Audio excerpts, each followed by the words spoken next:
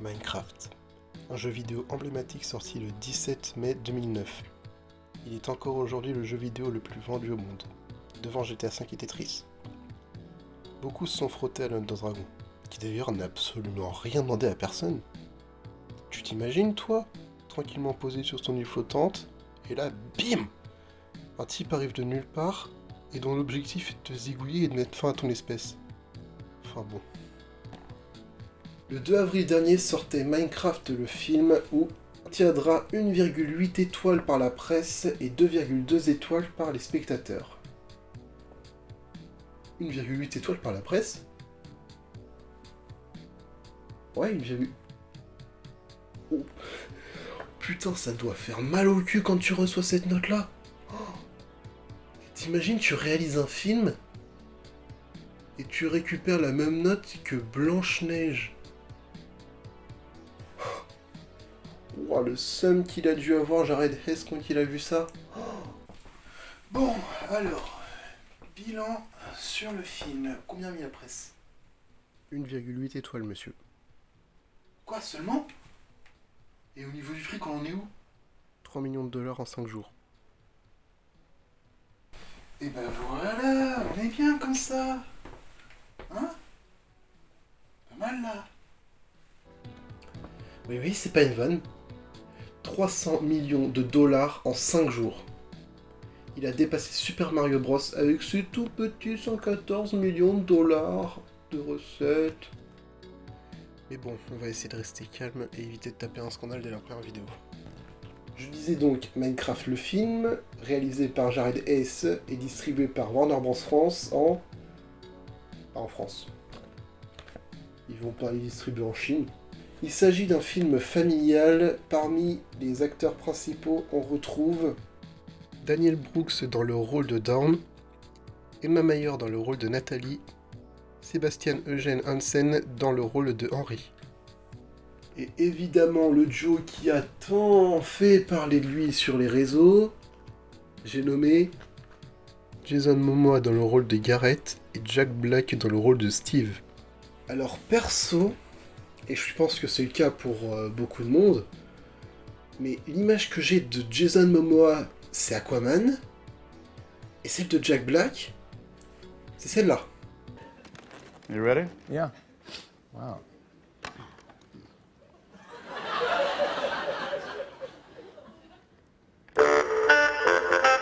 One, two, three, four. One, two, three, mother. Up. One,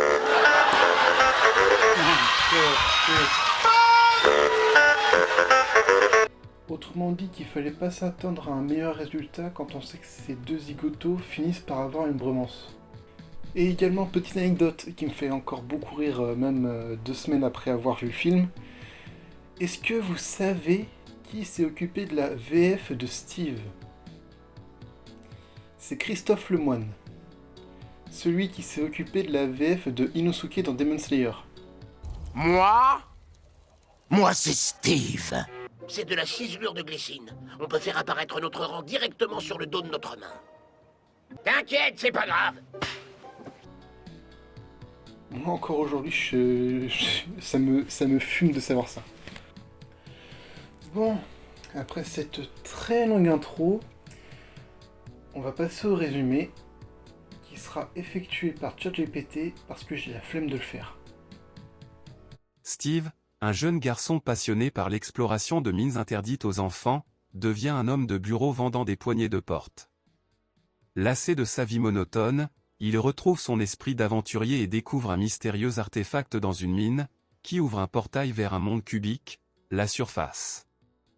Là, il construit un empire, bâtissant maisons et un parc d'attractions, et apprivoise un loup nommé Denny.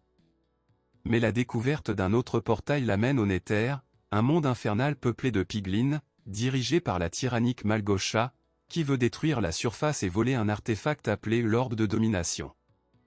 Steve et Denny sont capturés par les piglins, mais parviennent à échapper et à cacher l'orbe dans le monde réel.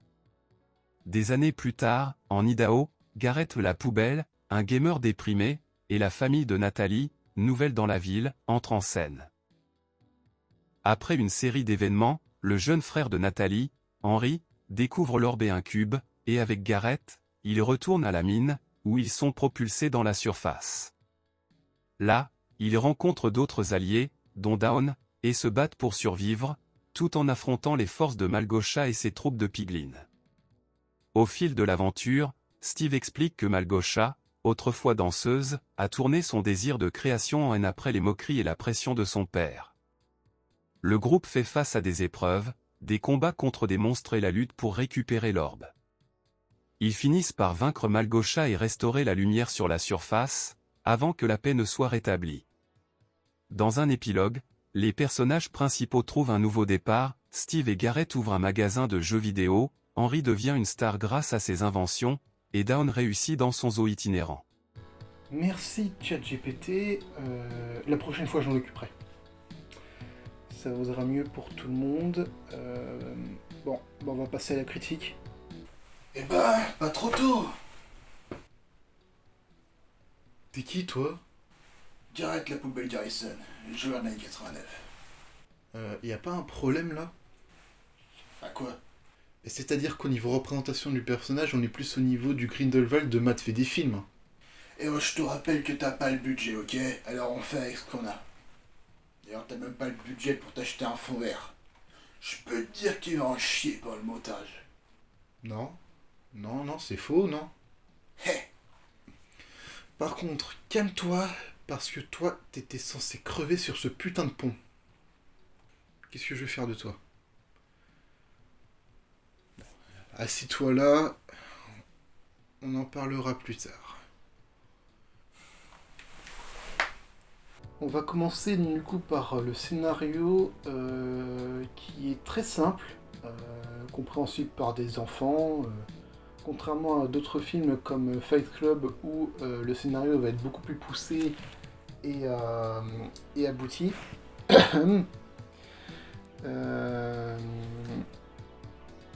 Voilà, donc du coup Malgosha, la méchante sorcière qu'il faut vaincre mais pas tuer pour éliminer la menace contre le monde de Minecraft et les piglins. Voilà, un scénario de film pour enfants quoi. Cependant, l'explication sur l'ouverture du portail menant au monde de Minecraft, je l'ai pas comprise. Le fait que Steve trouve l'orbe alors que la mine avait visiblement été beaucoup exploitée, je vois pas comment est-ce que c'est possible que l'orbe n'ait pas encore été trouvé, alors qu'on voit énormément d'engins autour de la mine. Donc voilà, c'est l'un des trucs que j'ai pas aimé là-dessus, c'est l'explication de l'orbe. Également les facilités scénaristiques utilisées parce que c'est un film pour enfants, où les scénaristes vont empêcher la quasi-totalité des personnages de mourir. Malgosha aurait tellement pu tuer Steve quand elle en avait encore l'occasion quand il était dans sa prison, qu'elle ne va pas faire parce que fuck la logique.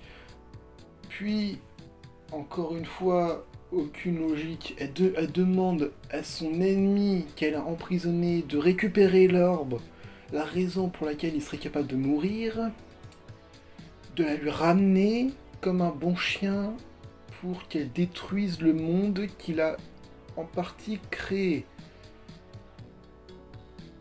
What the fuck? Et son origin story, elle est nullissime.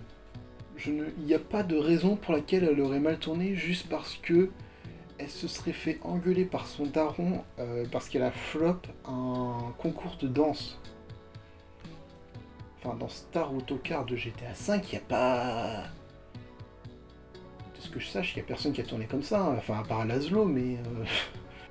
Et également, faut pas oublier qu'elle a tué un gamin parce qu'il a fait un dessin. Un dessin.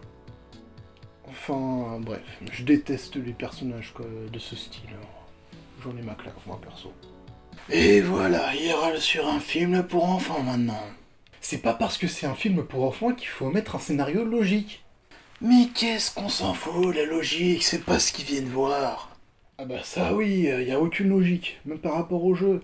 Parce que tu survis quand même à 2 explosions qui sont à 3 blocs de toi, dont une où tu finis par t'éclater contre le sol, et l'autre où tu fais un plongeon de minimum, grand minimum, 30 mètres de haut. Attends, t'as vraiment l'intention de m'allumer là? Oui, car jusqu'à preuve du contraire, c'est ma vidéo et t'es un personnage de fiction, donc juste en un claquement de doigts, tu peux finir dehors. Ouais, non, en fait, on est bien ici. Attends, on était pas censé être au bord d'une rive? Chut. Ne te pose pas trop de questions. Ça vaut mieux pour tout le monde. Bon, on va pouvoir passer au prochain sujet, qui n'est pas plus glorieux. C'est celui de l'humour dans le film. Alors, l'humour dans ce film est extrêmement enfantin et gênant, à tel point qu'il en ferait rougir le paf de Marty McFly. Elle est compliquée à avoir celle-là.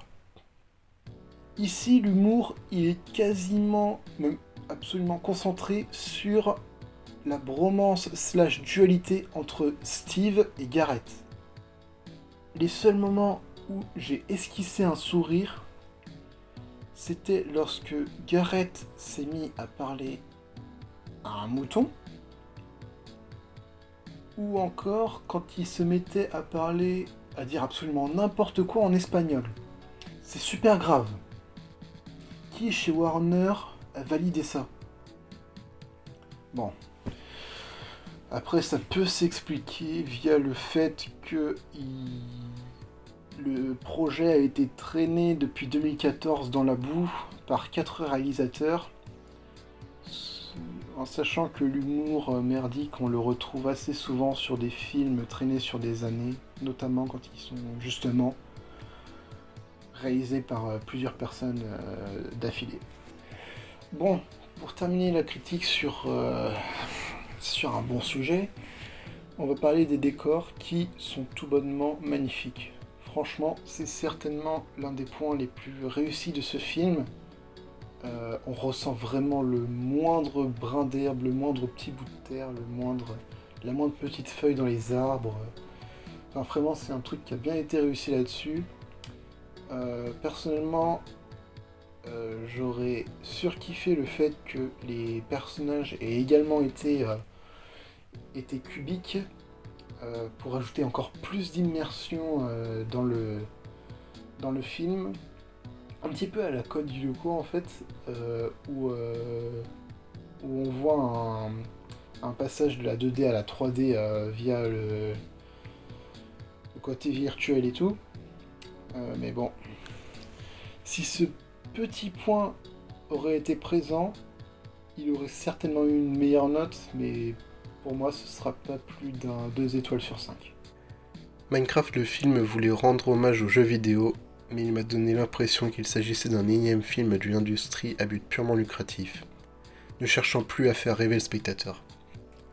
Peut-être m'attendais-je à un film d'aventure, où ça serait fini comme toutes les aventures survie qui se sont fait abandonner, par la mort d'un dragon millénaire entouré de piliers d'obsidienne, une épée et un arc à la main, et non d'une vulgaire mêlée générale.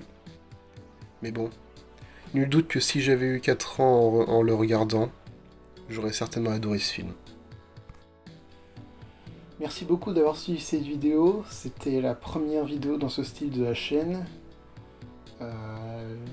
Je vous invite à vous abonner, à liker cette vidéo et à me dire en commentaire comment est-ce que je pourrais améliorer ce format, notamment sur le montage, l'écriture, etc. Ça m'aiderait beaucoup à avancer. Mettez en commentaire les films que vous voudriez que je critique. J'en ai déjà quelques-uns, notamment la prochaine qui sera sur un film français sorti il y a 1 an. Je vous laisse le deviner. Mettez la réponse en commentaire pour ceux qui l'ont. Même si bon, il n'y a plus beaucoup de suspense. Mais bon, voilà. Je vous salue, c'était la boîte à histoire. À la prochaine.